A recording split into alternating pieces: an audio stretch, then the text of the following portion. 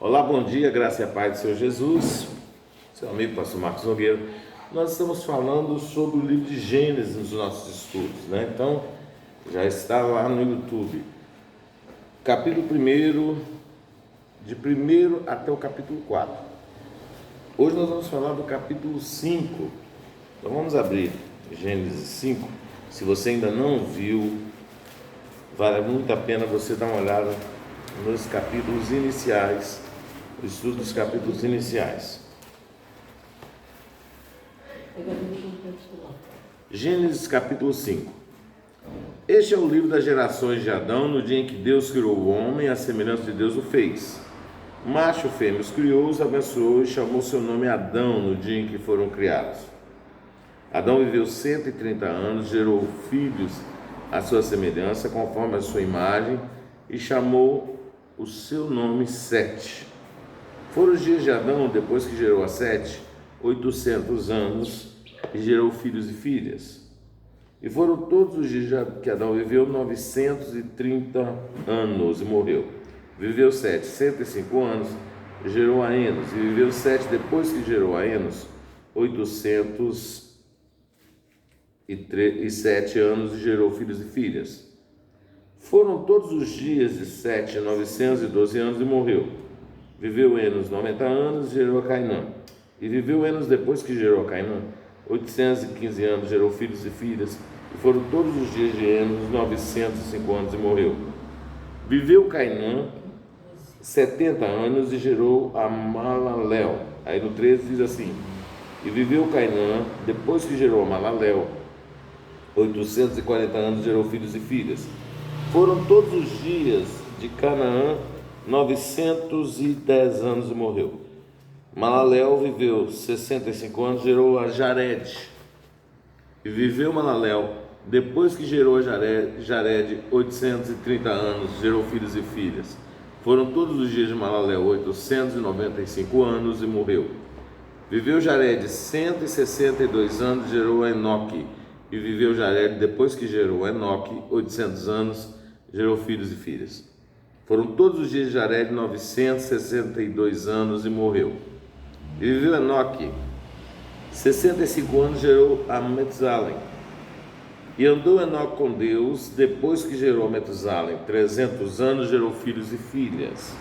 E foram todos os dias de Enoque 365 anos. E andou Enoque com Deus e não se viu mais, porque Deus o tomou para si. É interessante nós entendermos que após Caim matar Abel, Caim vai para uma terra distante, para a terra de Nod, e a Bíblia fala que Caim casou, e a pergunta que fica é: com quem Caim casou? Né? Porque era ele e o irmão dele. E as pessoas ficam: poxa, mas ele foi para a terra de Nod e casou. Vale lembrar que a Bíblia não aconteceu em um dia, 2 dias, 3 dias. Isso levou tempo. Perceba que a maioria das pessoas viviam 900 anos, né? E aí, com quem casou Caim? Provavelmente Caim casou ou com uma irmã ou com uma sobrinha, porque Adão e Eva tiveram Enos e filhos e filhas, o texto diz. Aí vamos calcular, em 800 anos deu para Adão ter muitos filhos e muitas filhas. Em 800 anos cresceu Enos, e Enos teve filhos e filhas. Então provavelmente Caim casou com uma irmã ou com uma sobrinha, filho de Sete. Esse é o primeiro ponto que eu quero falar para vocês, né? Que as pessoas falam: só era o casal, teve 2 filhos, morreu, com quem que o outro ficou vivo casou? Adão e Eva tiveram um filho chamado Sete. Inclusive esse filho Sete, ele é contado na genealogia. Na genealogia deveria ser Caim, mas como Deus amaldiçoou Caim e ele foi embora para a terra de Nod, a genealogia é contada a partir do filho, né, Sete, que recebe o nome Sete. E a gente vê ali Metusalém foi o homem que mais viveu, né? Viveu na Bíblia. Vamos para o capítulo 5. Alguma pergunta? Alguma pergunta? Ficou claro aí? Como que Caim conseguiu uma esposa para ele, né? Capítulo 5. Nós estamos lendo o 5. Vamos para o capítulo 6.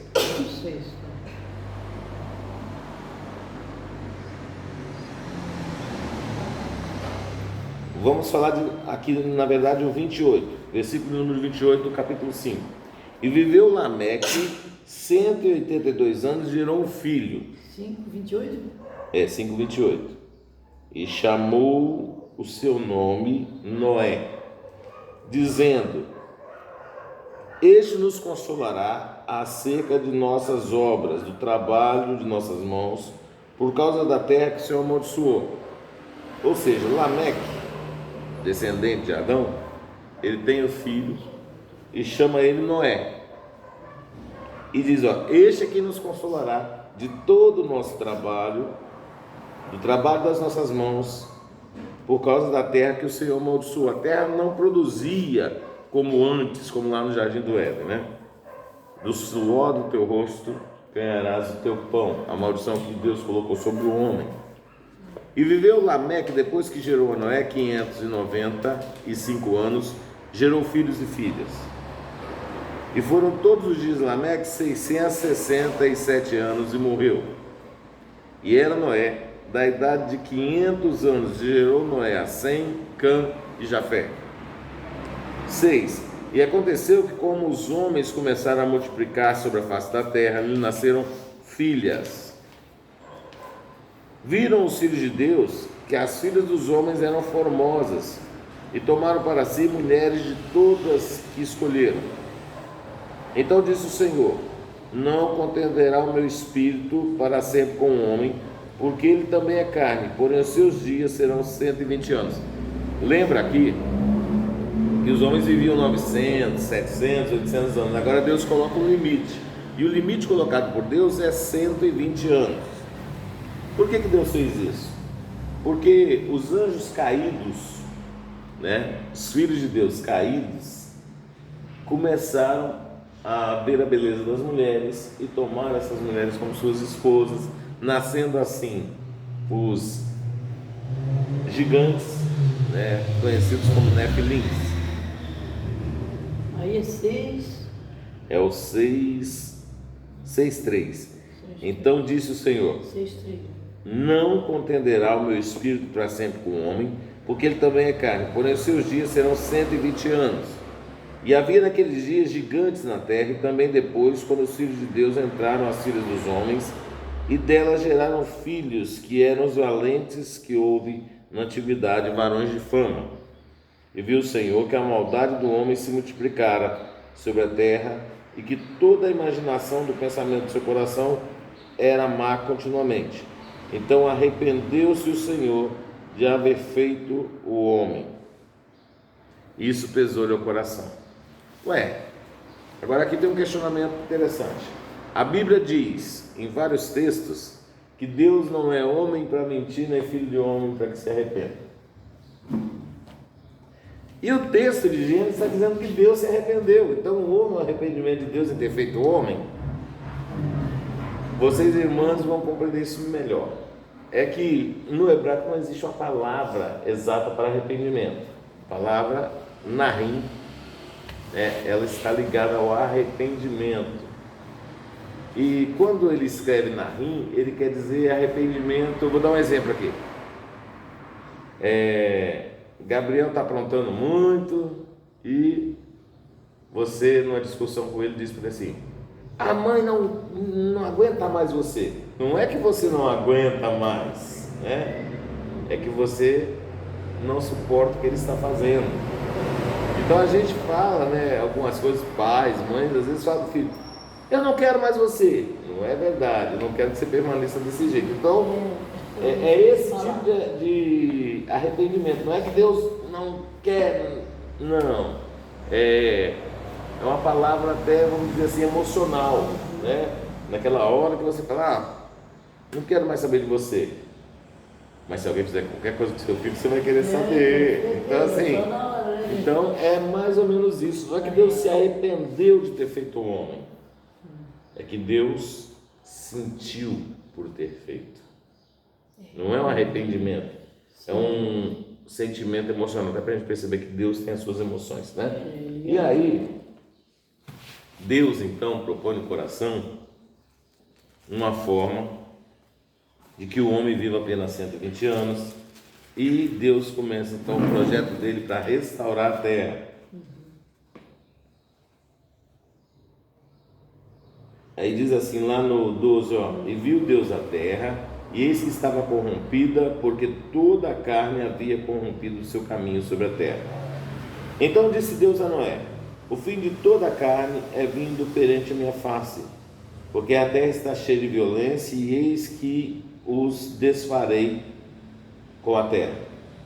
Faze para ti uma arca de madeira de golfe, farás compartimentos na arca, e a betumarás por dentro e por fora com betume. E desta maneira farás: de 300 côvados o comprimento da arca, e de 50 côvados a sua largura, de 30 côvados a sua altura. Que número é esse aí? Esse é o 15. Aí não diz assim, 6, 15. Gênesis 6, 15. 6, 15. Farás na arca uma janela, e acabarás em cima, e a arca porás ao seu lado. Aí vamos lá para o 18. Mas Deus fala para nós no 17 que vai destruir toda a terra debaixo dos céus. Mas contigo estabelecerei o meu pacto, e entrarás na arca, tu, os teus filhos, a tua mulher e as mulheres dos teus filhos contigo. E de tudo que vive, de toda a carne, 2 de cada espécie meterás na arca, para os conservares vivos contigo, macho e fêmea serão. Das aves conforme a sua espécie, dos animais conforme a sua espécie, do réptil da terra conforme a sua espécie, 2 de cada espécie virão a ti, para os conservares em vida. E toma para ti toda a comida que se come, ajuntar-se-á para ti, e te será por mantimento para ti e para eles. Assim fez Noé conforme tudo que Deus lhe mandou, assim o fez. 7. Depois disso, Senhor Noé, entra tu e toda a tua casa na arca, porque tenho visto justo diante de mim nessa geração. Ou seja, toda a terra estava corrompida, e o único homem justo que Deus via como justo era Noé. E agora Deus vai mandar ali 40 dias de chuva, 150 dias sem poder sair da arca, Noé e sua família. Uma das coisas que me chama muita atenção, eu lembro na minha casa, havia um quadro gigante, dos vários quadros da minha casa, havia a arca, o desenho da arca, Noé na porta e os animais entrando.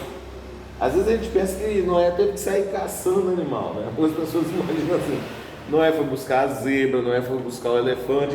Não, porque Deus trouxe esses animais, né? Foi o poder de Deus que trouxe os animais até Noé. Noé só teve que abrigá-los na arca, né? Então assim, e eles entraram na arca, colocaram a comida lá, e Deus fechou a arca por fora. Por que Deus fechou a arca por fora, gente? Não era humano, né? Não era um homem. Apesar dele ficar muito tempo preparando a arca, as pessoas fazendo chacota dele, dizendo que ele era louco, porque até aquele momento não havia chuva sobre a terra. Havia um orvalhozinho, né? E aí Noé poderia, ouvindo os homens gritar, abrir a arca e morrer ele e toda a sua família tentando salvar os homens. Sim. Então Deus manda o anjo, e a arca foi fechada por fora, né? Deus sabia fazer. E Noé passou dentro da arca 150 dias, diz a palavra de Deus. Nossa, só que 150 dias. 150 40 dias de chuva, 150 dias. E aí tinha boi mugindo, burro zurrando, as galinhas fazendo barulho, tigre, todos os animais ali que não iam ficar quietinhos, né? E ali 6 pessoas dentro da arca. Não é sua esposa, 6 não, 8. Não é sua esposa, seus 3 filhos, suas 3 noras. 8 pessoas dentro da arca, 150 dias, aprendendo a conviver naquele ambiente. Eu acredito que não era um ambiente fácil. Não, né? eu acho que não, meu Deus, né? Tinha lá o cheiro das fezes de cada animal. E Noé, então, depois de 150 dias, solta um corvo. Noé solta um corvo. Quando ele vê que a água começa a baixar, ele solta um corvo. Mas, interessante. Não foi só chuva, gente. O céu derramou chuva, derramou relâmpagos, raios, pedras. Então, assim, foi algo, não foi uma marolinha, né? Foi um efeito, podemos dizer assim, um efeito de um grande tsunami, ou mais. E quando ele percebe que a água começa a baixar, ele solta um corvo. E o corvo vai e volta. Daí a pouco ele torna na semana seguinte soltar o corvo. O corvo foi e não voltou. Aí ele fala, bom, então agora é hora de soltar uma pomba. Soltou a pomba voltou e ela trazia um ramo de oliveira. Noé soltou a pomba de novo, daí alguns dias, e agora a pomba não volta. O corvo podia pisar na lama e tudo mais, mas a pomba não, ia procurar um local seguro para ela. Noé entende que naquele momento que ela não voltou, era a hora de sair da arca. Vamos ver como que acontece quando ele sai da arca.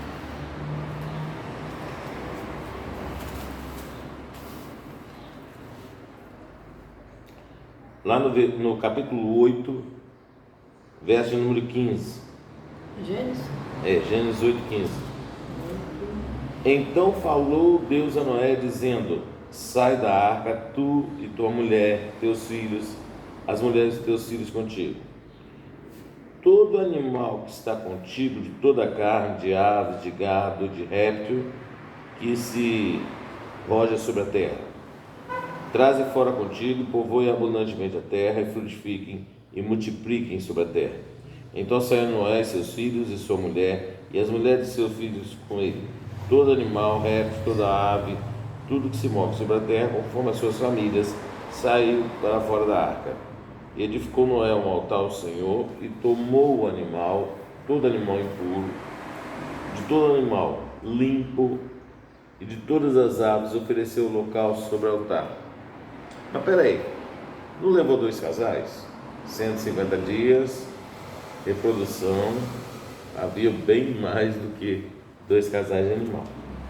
E o Senhor cheirou o suave cheiro e disse o Senhor em seu coração: não tornarei mais a amaldiçoar a terra por causa do homem, porque a imaginação do coração do homem é má, desde a sua meninice. Nem tornarei mais a ferir todo vivente como fiz. Enquanto a terra durar, sementeira e cega, frio e calor, verão e inverno, dia e noite não cessarão. E abençoou Deus a Noé e a seus filhos, e disse-lhes: frutificai e multiplicai-vos e enchei a terra. E será o vosso temor e o vosso pavor sobre todo animal da terra, e sobre toda ave dos céus, tudo o que se mover sobre a terra, e todos os peixes do mar na vossa mão são entregues. Tudo quanto se move, que é vivente, será para vosso mantimento. Tudo vos tenho dado como a erva verde. Ou seja, da mesma forma que Deus, ao criar o jardim do Éden, Adão e Eva, as mesmas palavras foram ditas agora para a família de Noé: crescer e multiplicar e dominar sobre todos os animais.